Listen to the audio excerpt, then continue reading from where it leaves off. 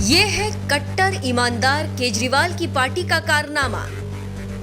पहले चरण में सबसे ज्यादा दागियों को दे दिया टिकट। क्या केजरीवाल को दागियों पर है सबसे ज्यादा भरोसा? दागियों को टिकट देने में आप तो सबसे आगे निकल गई। आप भी देखिए कितने दागियों को केजरीवाल ने दिया टिकट।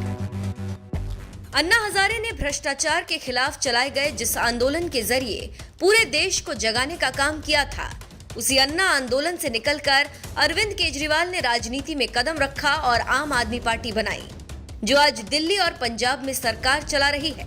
लेकिन हैरानी की बात यह है कि भ्रष्टाचार के खिलाफ लड़ने का दावा करने वाले केजरीवाल के स्वास्थ्य मंत्री सत्येंद्र जैन जहां कथित भ्रष्टाचार के आरोप में महीनों से जेल में बंद हैं, तो वहीं दूसरी तरफ गुजरात में केजरीवाल की आम आदमी पार्टी ने दागियों को टिकट देकर चुनाव मैदान में उतार दिया।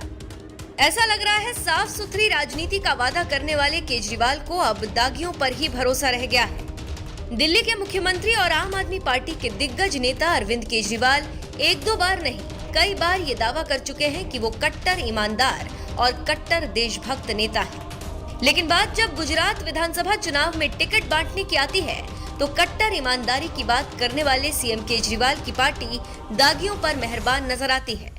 तभी तो गुजरात में होने वाले पहले चरण के चुनाव में आम आदमी पार्टी ने सबसे ज्यादा दागी उम्मीदवार उतारे हैं। चुनाव से जुड़ी website association for democratic reforms यानी एडीआर की रिपोर्ट के मुताबिक 1 दिसंबर को पहले चरण में 89 सीटों पर मतदान होना है। गुजरात की 89 सीटों पर कुल 788 उम्मीदवार चुनाव लड़ रहे हैं। 788 में से 167 उम्मीदवारों पर आपराधिक मामले दर्ज हैं। 100 उम्मीदवारों के खिलाफ हत्या और बलात्कार जैसे गंभीर आरोप हैं।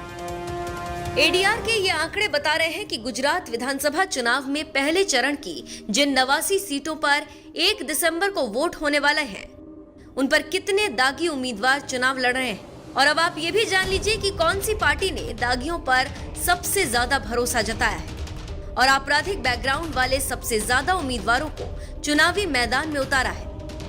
मैदान में है कितने दागी उम्मीदवार?